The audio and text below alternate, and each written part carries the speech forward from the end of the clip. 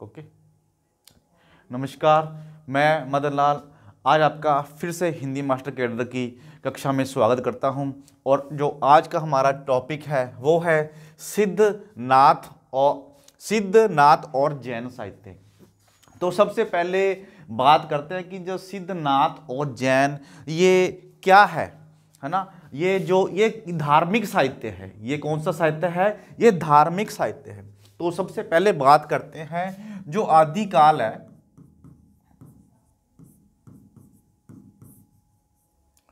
जो आदिकाल का जो साहित्य है वो 3 भागों में बांटा गया है। सबसे पहले आता है रासो साहित्य। सबसे पहले रासो साहित्य आता है। जो आदिकाल का जो साहित्य है वो कितने भागों में बांटा है? वो 3 भागों में बांटा गया है। और सबसे पहले कौन सा साहित्य आता है? रासो साहित्य। रासो साहित्य, अब रासो का मतलब क्या है? रासो का मतलब है वीर काव्य या वीर साहित्य।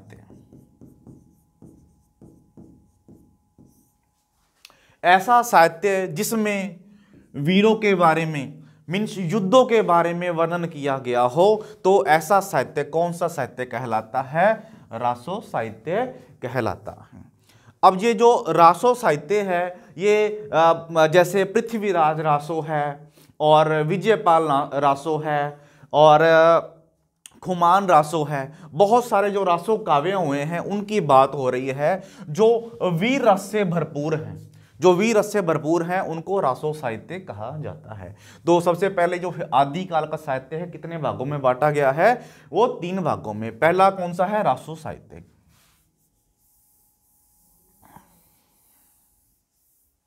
और जो दूसरा है वो है धार्मिक साहित्य। धार्मिक,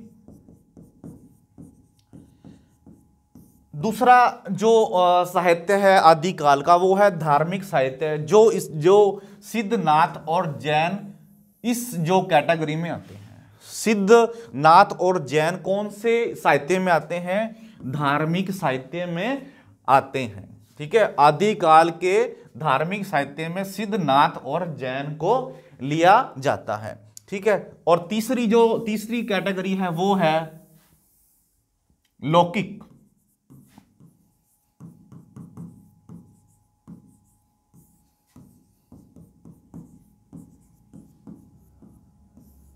लौकिक साहित्य, लौकिक जैसे नाम से ही पता लग रहा है, जैसे जो साहित्य लोगों में बहुत ज्यादा प्रचलित था, जो लोगों की लोकप्रिय भाषा में रचा गया, वो कौन सा साहित्य है? लौकिक साहित्य। ठीक है, इसके बारे में बाद में पढ़ेंगे। तो आज का जो टॉपिक है वो धार्मिक साहित्य है। धार्मिक साहित्य जैसे सिद्धनाथ और जैन। और पहली बात यह है कि जो सिद्ध है वो कहां से आए हैं, तो उनकी सबसे पहले हम बात करेंगे कि उनका प्रवेश कहां से आए, वो कहां से आए हैं। तो सबसे पहले बात करते हैं सिद्ध साहित्य 8वीं सदी के आसपास इनका जो प्रवेश है ना, इनकी जो शुरुआत है, इनका कह सकते हैं कि भारत में जो प्रवेश है, शुरुआत है, कौन सी सन में हुई, कौन सी सदी में हुई? 8वीं सदी के आसपास हुई। तो उसके बाद मैं बताना चाहूंगा कि जो ये सिद्ध साहित्य है ये कहां से आया है? ये बौद्ध धर्म से आया है। कहां से आया है? बौद्ध धर्म से आया है। जो महात्मा बुद्ध थे, महात्मा बुद्ध की जो मृत्यु के बाद जो बौद्ध धर्म है वो 2 शाखाओं में बढ़ जाता है। महात्मा बुद्ध की जो मृत्यु के बाद जो बौद्ध धर्म है, हीनयान और महायान, 2 शाखाओं में बट जाता है। ठीक है, एक के अनुयायी हीनयान हो जाते हैं और दूसरे के महायान हो जाते हैं। जो हीनयान वाले हैं वो क्या है? इसमें क्या है? सिद्धांत पक्ष में, इसमें सिद्धांत पक्ष में ये केवल सन्यासियों के लिए था। ठीक है, इसमें क्या है? सिद्धांतों की बात होती, सिद्धांतों की बात, जैसे बौद्ध धर्म के जितने भी सिद्धांत थे, है ना, जैसे अहिंसा है, किसी को मारना नहीं है, प्यार करना है, प्रेम है ना, लड़ाई नहीं करना, ईमानदारी, सच बोलना, तो ये सारे ये सिद्धांत बस ये सिद्धांत की बात करते थे। और ये सन्यासियों के लिए था, सन्यासी जो अनुयायी होते हैं, इनके जो अनुयायी जो मठ में रहते थे उनके लिए ही था। कौन सा? हीनयान।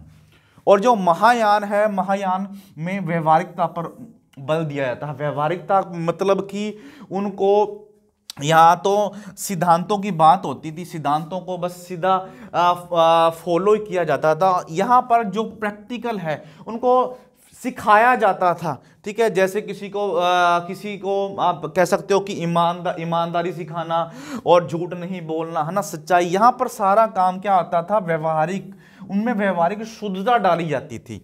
और ये किसके लिए था? सबके लिए था, ठीक है, सबके लिए था। और ये सन्यासियों के लिए ही था। और ये महायान बाद में क्या बन गया? महायान बाद में मंत्रयान बन गया। महायान से बाद क्या हो गया? महायान कौन से भाग में बट गया? मंत्रयान। आगे है, आगे मंत्रयान, महायान से बना मंत्रयान। और मंत्रयान दो भागों में बट गया। कौन सा? व्रजयान और सहजयान। मंत्रयान था वो दो भागों में बट गया, व्रजयान और सहजयान। अब व्रजयान इनको ही सिद्ध कहते थे। जो व्रजयान से निकले थे इनको क्या कहा गया? इनको सिद्ध कहा गया। ये इनकी जो संख्या कितनी सी? इनकी संख्या कितनी सी? 84 थी। जो अब सिद्धों की संख्या की बात हो तो सिद्ध कितने थे? 84 थे। समय कितना सा? 797 से 1257 ईस्वी कह सकते हैं। ये अपने नाम के पीछे क्या लगाते थे? पा लगाते थे। ये अपने नाम के पीछे क्या लगाते थे? पा लगाते थे, पा, ठीक है। और इसमें जो बहुत ज्यादा जो फेमस है, जैसे इन्होंने पा लगाया है लुईपा, सरप्पा, शरब्बा, ठीक है। सहजयान नाथ। अब जो सहजयान है, इनसे इनकी जो मंत्रयान था, इन मंत्रयान से एक तो वज्रयान निकल गए और सहजयान से क्या निकले हैं? नाथ संप्रदाय। इनकी संख्या कितनी थी? सहजयान से जो नाथ निकले हैं इनकी संख्या कितनी थी? इनकी संख्या 9 थी। 9। आगे यह है अशिक्षित हीन जातियों में इनका साहित्य अपभ्रंश में लिखा है। और यह शांत और श्रृंगार रस की प्रधानता थे। अब ये बात हो रही है, इनकी बात हो रही है, सिद्धों की बात हो रही है। यहां पर ये जो अशिक्षित ये लाइन आई है, जो इतना भाग आया है, ये सिद्धों की बात हो रही है।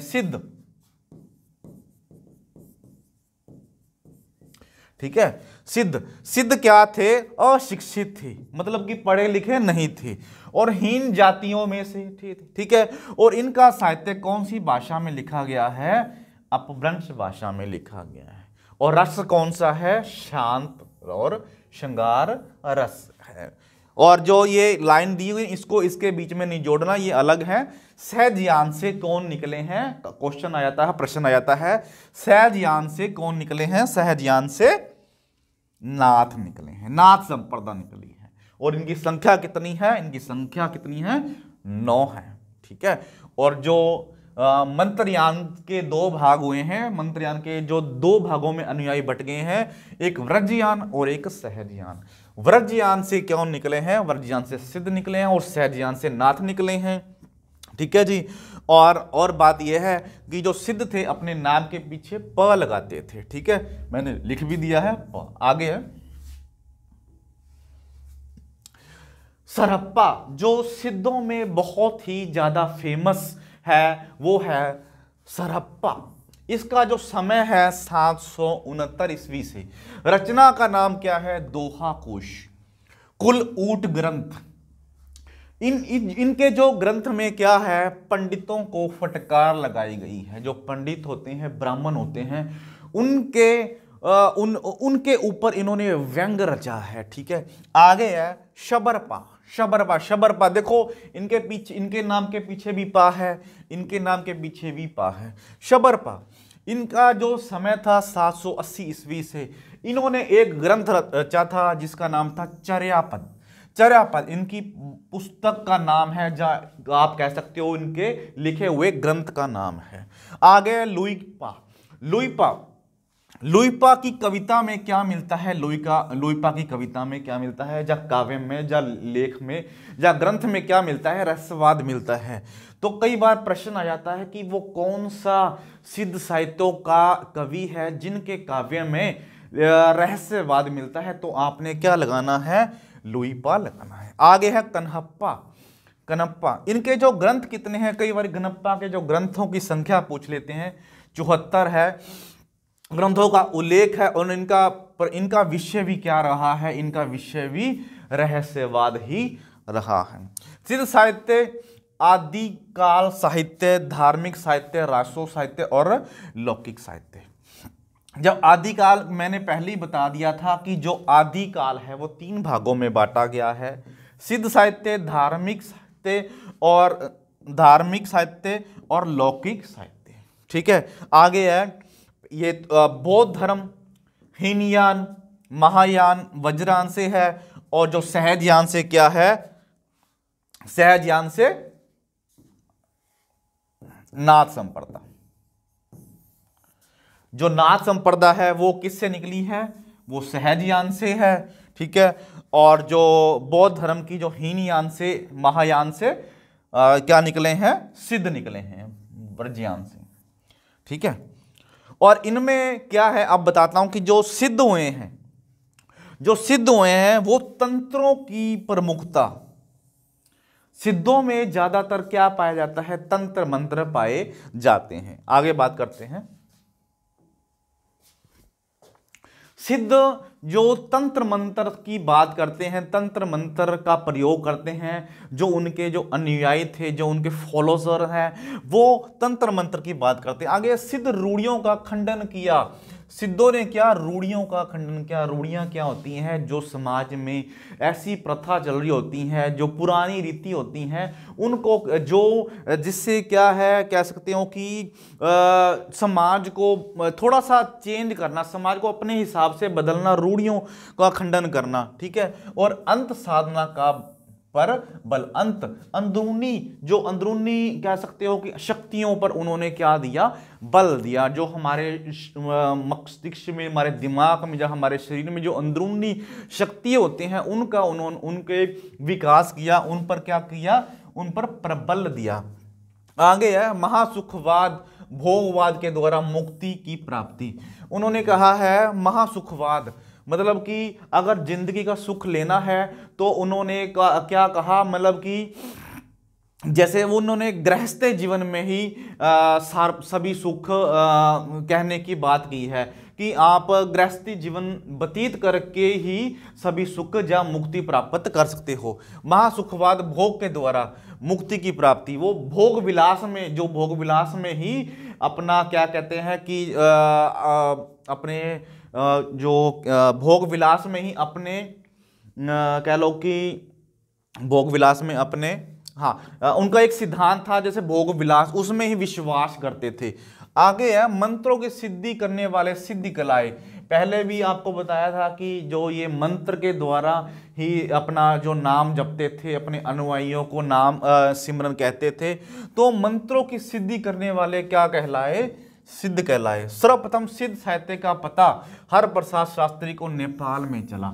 अब कई बार प्रश्न आ जाता है कि जो सबसे पहले सिद्ध साहित्य का पता किस जो लेखक को चला?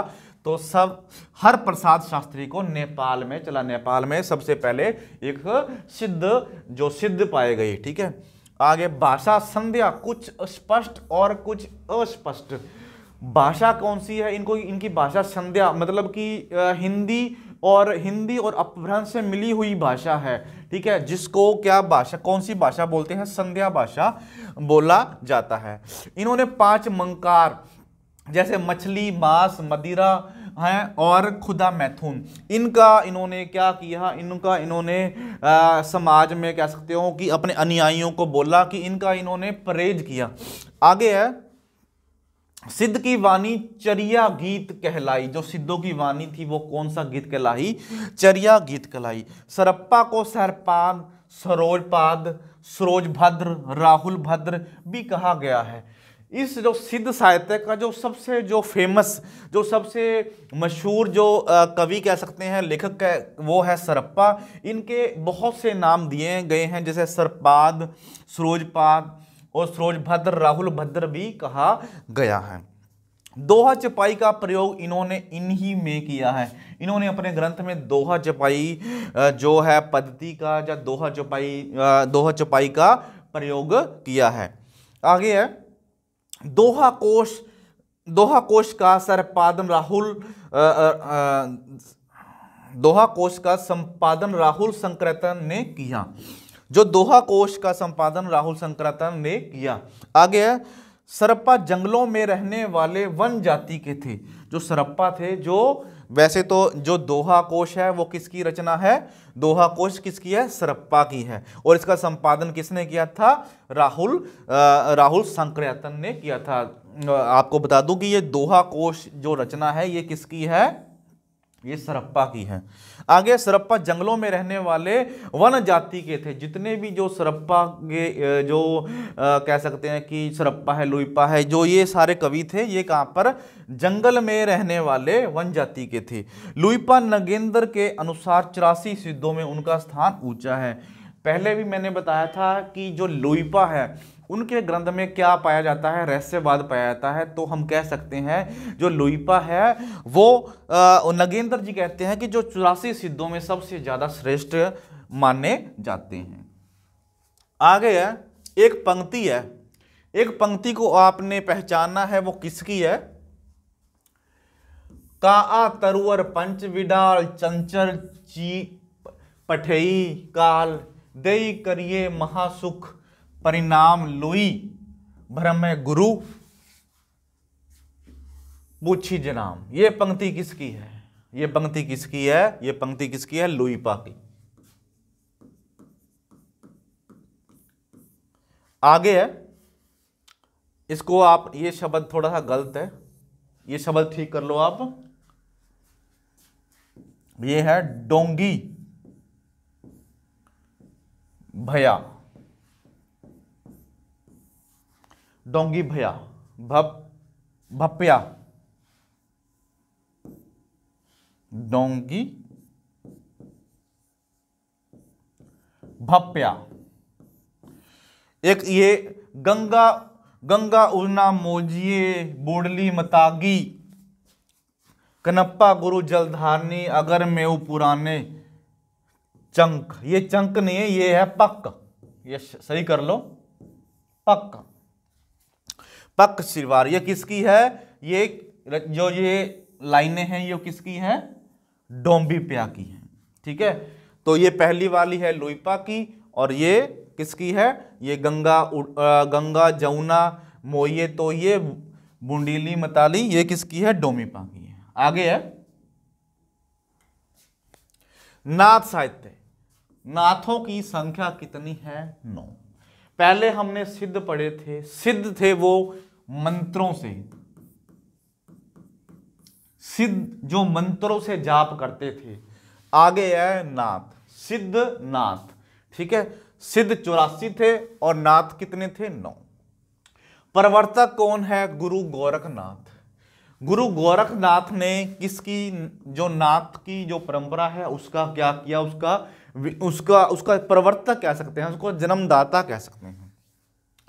सहजनायो नाथ संप्रदा विस्की हुई यह शैव मत के अंतर आते हैं, ईश्वर को शून्य मानते हैं। ये ईश्वर को क्या मानते हैं? शून्य मानते हैं। शून्य मतलब कि जो परमात्मा है हर तरफ है। ठीक है, अलख निरंजन, इन्होंने परमात्मा को क्या कहा? अलख निरंजन कहा। और इन्होंने बिना गुरु कृपा के वैराग्य संभव नहीं। कहने का मतलब है कि जो गुरु है, गुरु ही परमात्मा से मिलाने वाला एक कह सकते हो कि शख्स है, कि गुरु के बिना कोई गत नहीं है। ठीक है, और शिष्यों को कठोर परीक्षा इन्होंने जो 9 नाथ हुए हैं, इनके जो 9 आगे जो इनके शिष्य हुए हैं 9, है ना, कुल मिलाकर जो 9 है, उन्होंने क्या की थी, बहुत ही कठोर तपस्या की थी। कहने का मतलब है इनके जो 9 नाथ थे उनमें कह सकते हो कि इनके सिद्धांतों में इतनी क्या थी, बहुत ही ज्यादा कठोर तपस्या पर इन्होंने बल दिया। आगे है, सिद्ध है ग्रंथों की संख्या 40 मानी है, 9 नाथ सिद्ध है। इनके जो ग्रंथ है उनकी संख्या कितनी मानी गई है, 40 मानी गई है, जिनका संकलन गोरख बानी नाम में, जो गोरख बानी कह लो कि संकलन के नाम से दर्ज है। ठीक है, ग्रंथों की संख्या कितनी है, 40। नाथों की कुल संख्या, नाथ के अंतर्गत कुल 9 नाथ प्रसिद्ध हुए हैं, जिन जैसे इनका सही अनुक्रम है। सबसे पहले है आदिनाथ, आदिनाथ, मच्छेंद्रनाथ, गोरखनाथ। ठीक है, एक बात और बता दूं मैं, जो गोरखनाथ है उनके गुरु का नाम क्या है, उनके गुरु का नाम है मच्छेंद्रनाथ। प्रवर्तक कौन है, प्रवर्तक गोरखनाथ ही है। और कई बार प्रश्न आ जाता है कि गोरखनाथ के गुरु का नाम क्या है, गोरखनाथ के गुरु का नाम है मच्छेंद्रनाथ। आगे है, आगे हम कर रहे थे जो 9 नाथ थे उनके बारे में पढ़ रहे थे। चरपटनाथ, गहानीनाथ, जलावेंद्रनाथ, चौरंगीनाथ, व्रतहरिनाथ, गोपीचंद नाथ। ये नाच नहीं है, नाथ कर लो यहां पर, नाथ। ठीक है, नाथ साहित्य की प्रमुख विशेषता है, जैसे ही सिद्ध साहित्य थे, जो सिद्ध साहित्य मंत्रों के द्वारा जाप करते थे, ऐसे ही सिद्ध साहित्य हैं वो क्या करते थे, उनके बारे में जो सिद्ध थे, है ना, सिद्धों की संख्या 84 थी, वो मंत्रों के द्वारा जाप करते, भोग विलास में अपना कहते थे कि पूजा पाठ करते थे, अपना मंत्रों के द्वारा ही अपने अनुयायियों को भक्ति में लीन रखते थे। और जो नाथ साहित्य है, ठीक है, उनकी बात करेंगे, वो उनके सिद्धांत क्या थे। इस साहित्य में नारी निंदा का सर्वाधिक उल्लेख प्राप्त होता है। अब कई बार प्रश्न आ जाता है कि नारी निंदा किस धर्म के लोगों ने की है, सिद्धों ने, नाथों ने, जैन ने, या और किसी कौन से धर्म ने की है। तो ना तो सिद्धों ने की है, और ठीक है, और ना जैनों ने की है, किसने की है, नाथों ने की है। नाथ, जो 9 नाथ हुए हैं, उन्होंने नारी की क्या की है, निंदा की है। इसमें से ज्ञान निष्ठा का पर्याप्त महत्व प्रदान किया है, ये ज्ञान को ज्यादा महत्व देते हैं। इन्हें मनोविकारों की निंदा की गई है। इन्हें मनोविकार, जो मन में जो विकार आते हैं, जो मन में छोटे छोटे ख्याल आते हैं ना, बुरे ख्याल, उनकी क्या गई है, उन्होंने निंदा की है। इसमें सिद्ध साहित्य को भी भोग विलास की वर्णना की गई है। ठीक है, जो सिद्ध साहित्य में भोग विलास है उसको क्या किया है, इन्होंने अनदेखा किया है, उनसे दूर गए हैं ये भोग विलास से। इस साहित्य में गुरु की विशेष महत्ता है। मैंने पहले भी बता दिया था कि गुरु के बगैर ज्ञान नहीं है। इन्होंने कहा क्या है कि गुरु ही परमात्मा को मिलाने वाला, परमात्मा से मिलाने वाला एक क्या है, एक जरिया है। आगे इस साहित्य में हठ योग का उपदेश प्राप्त होता है। हठ योग, देखो पहले इनमें फर्क यही है कि जो सिद्ध थे वो भोग विलास थे, भोग विलासी सिद्ध थे, जो भोग विलासी थे, और जो नाथ है वो क्या है, हठ योग। अब ये हठ योग क्या है, भोग विलास क्या है, हठ योग, दोनों को समझना है। भोग विलास मीन्स अपने जीवन को भोगना, ठीक है। और हठ योग क्या है, हठ योग मीन्स कड़ी तपस्या करना, ठीक है। वही योग अपने जो परमात्मा से जब मिलना है तो हमें क्या है, हमें तपस्या करनी होगी, हठ योग करना होगा, उसे ही हठ योग बोला गया है इन्होंने। ठीक है, इसका रूप खान और गृहस्थ के प्रति अनादर का अभाव इस सहायता की सबसे बड़ी कमजोरी मानी जाती है। कहने का मतलब है ये जो गृहस्थी जीवन है उसको नहीं मानते थे, उसका इसमें क्या है, अभाव है। आगे है मन, प्राण, चक्र, वाक और कुंडलियां इन पांचों के समय के तरीके के राजयोग, हठयोग, वर्ज्यान जप रोग कुंडलियां रोग कहलाया जाता है। आगे है,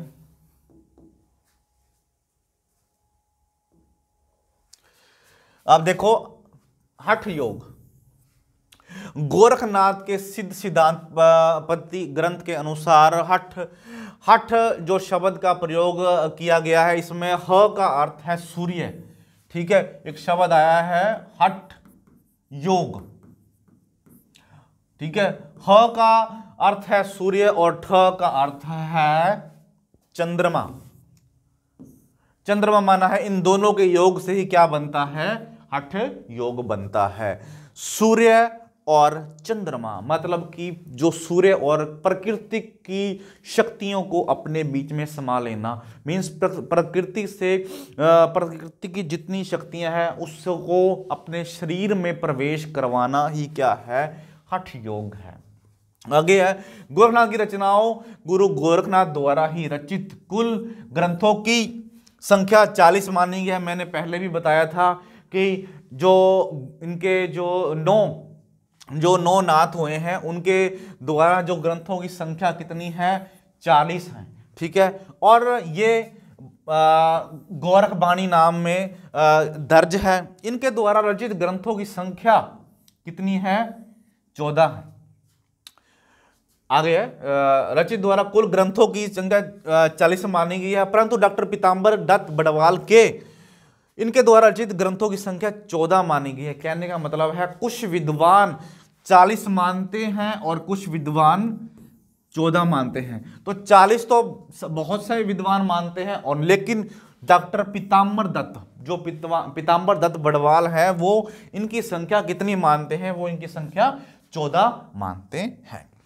और शब्दी सबसे प्रमाणिक रचना है। देखो इनकी एक रचना है शब्दी, वो बहुत ज्यादा क्या है, प्रमाणिक है। और भी 14 रचनाएं हैं, वो कौन कौन सी हैं, देखो प्राण संकली, शिष्या दर्शन, नरवै बोध, अभोम मात्र जोग। ठीक है, और भी बहुत इनकी जो 14 रचनाएं हैं। ठीक है, उनमें से जो हमने की है वो 5-6 ही जो क्या कहते हैं फेमस है। ठीक है, आगे आ जाता है जैन साहित्य। पहले हमने पढ़ा था सिद्ध साहित्य, उसके बाद में हमने पढ़ा था नाथ साहित्य, उसके बाद जो साहित्य आता है वो आता है जैन साहित्य। आपने महावीर स्वामी का नाम सुना ही होगा, जो जैन साहित्य के क्या है, प्रवर्तक हैं। 8वीं सदी से ये गलत लिखा गया है, 8वीं सदी से देख लेते हैं कि आपका है, मिस हो गया यहाँ पर, कोई बात नहीं है। 8वीं सदी से ऐसे होगा, 13वीं होगा। 8वीं सदी से 13वीं सदी तक जो साहित्य रचा गया वो जैन साहित्य कहलाया। इसका जन्म क्या हुआ, गुजरात के काठियावाड़ में इसकी शुरुआत मानी जाती है। ठीक है, आगे है इस जो राजा चालुक्य, सोलंकी, राष्ट्रकूट। ठीक है, जो ये 3 कह सकते हैं कि 3 राजा थे। इनका जो राजपाट था, जो राज्य का समय था, तो इन तीनों में ही जैन साहित्य को क्या मिला, जैन साहित्य का विकास हुआ। राजा चालुक्य, सोलंकी और राष्ट्रकूट। और इनकी जो भाषा है वो कौन सी है, अपभ्रंश भाषा। जो हमने पहले किया था ना नाथ साहित्य, है ना, नाथ साहित्य, उनकी भाषा भी कौन सी थी, अपभ्रंश ही थी। आगे मैं एक थोड़ा सा अभी इसको बीच में ऐड करता हूं। जो जैन साहित्य था ना, जैन साहित्य, उसे रास साहित्य भी कहा जाता है। जैन साहित्य को रास साहित्य भी कहा जाता है। क्यों कहा जाता है, कि रास का मतलब क्या है। देखो पहले हमने जब पढ़ा था रासो,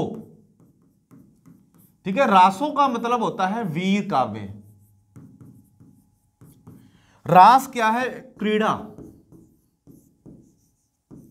क्रीड़ा क्या है, नाचना। ठीक है, अलग अलग है। रासो वीर काव्य, जिसमें कह सकते हो आप युद्धों का वर्णन किया जाता है, वो रास काव्य, रासो काव्य है, वीर काव्य है। और जिसमें रास साहित्य का रास का मतलब है रास रचाना, मतलब कि नाचना, क्रीड़ा करना, क्रीड़ा, ठीक है, नाचना।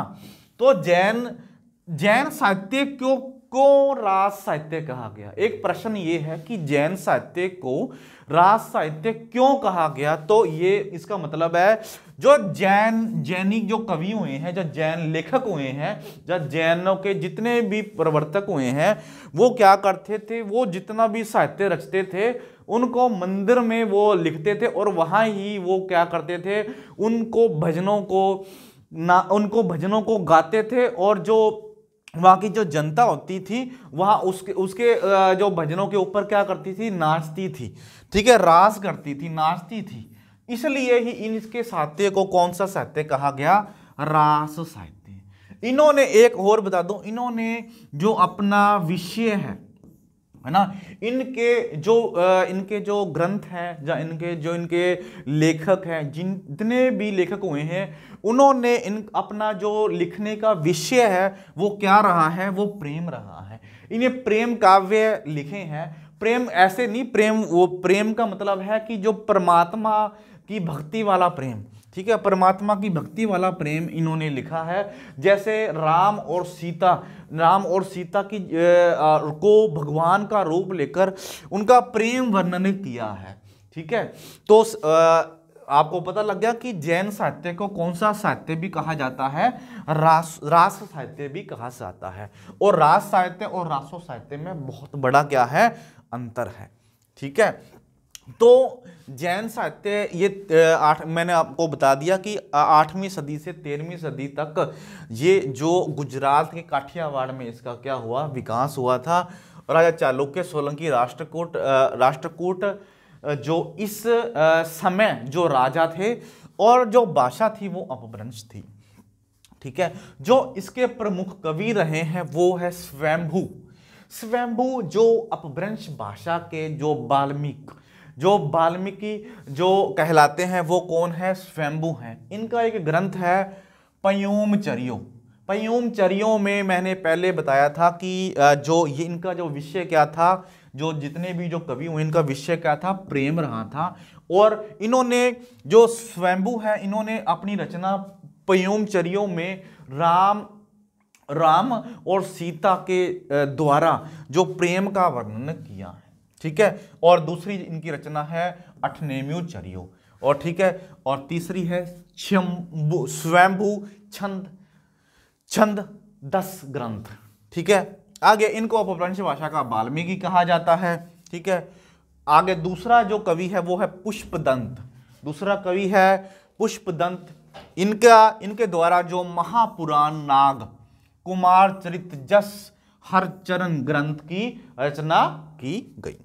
आगे है, इनको अपभ्रंश का व्यास कहते हैं। जैसे ही स्वयंभू को जो वाल्मीकि कहा जाता है, कौन सी भाषा का? अपभ्रंश भाषा का वाल्मीकि कहा जाता है स्वयंभू को, वैसे ही जो पुष्पदंत है उसको अपभ्रंश भाषा का व्यास बोला जाता है, ठीक है जी।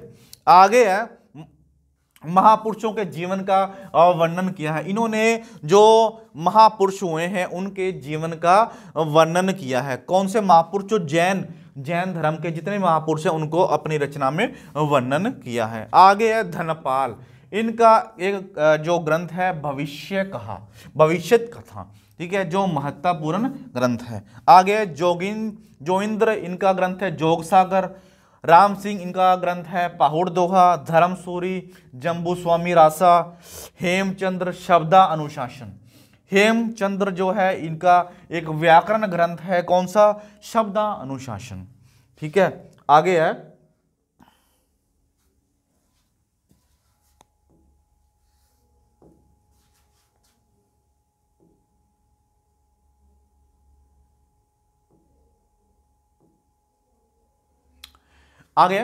डॉक्टर गणपति चंद्र गुप्त ने जैन कवि मुनि, गणपति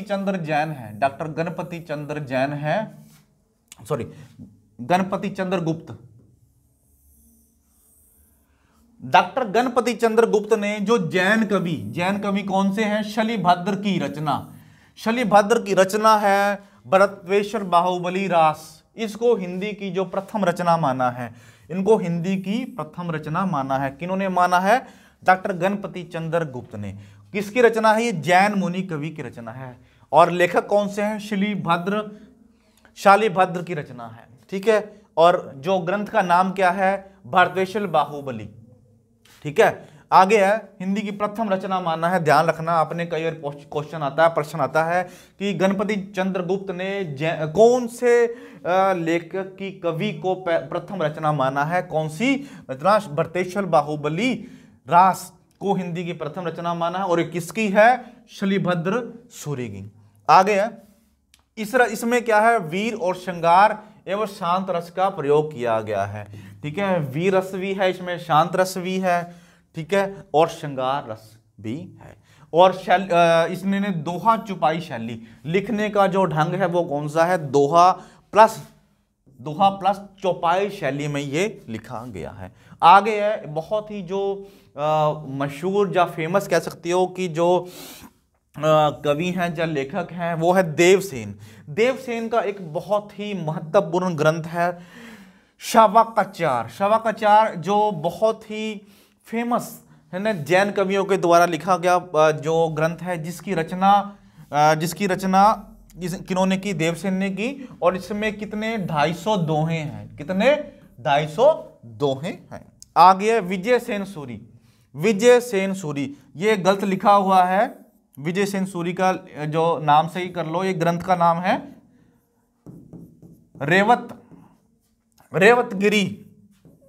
रेवतगिरी रास। किसका? विजयसेन सूरी का। आगे है सुमति गौन का है नेमिनाथ रास। देखो यहां पर पीछे क्या रहा? रास। ठीक है। जो जितने भी ज्यादा से जो जैन जो कवि हुए हैं, उनके जो लिखे हुए ग्रंथ हैं, उनके पीछे शब्द ज्यादा कौन सा आता है? रास। ठीक है। रेवतगिरी रास किसका? विजयसेन सूरी का। आगे है सुमति गौन का एक ग्रंथ है नेमिनाथ रास। आगे है जिन धर्म सूरी, उनके ग्रंथ का नाम क्या है? स्थूलीभद्र रास। देखो यहां भी क्या आया है? शब्द आया रास। यहां भी कौन सा शब्द आया? रास। ठीक है। इसके साथ ही जो आज का जो ये टॉपिक है, आज का ये टॉपिक खत्म होता है। टॉपिक कौन सा था?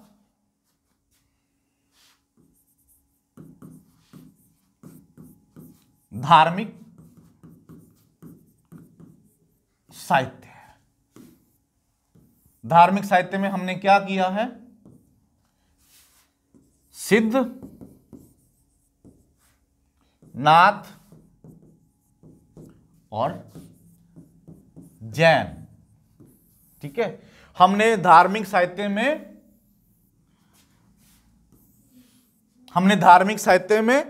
सिद्ध पढ़ लिया, नाथ पढ़ लिया और जैन पढ़ लिया। इसके साथ ही मैं मदन लाल आपका धन्यवाद करता हूं। नमस्कार।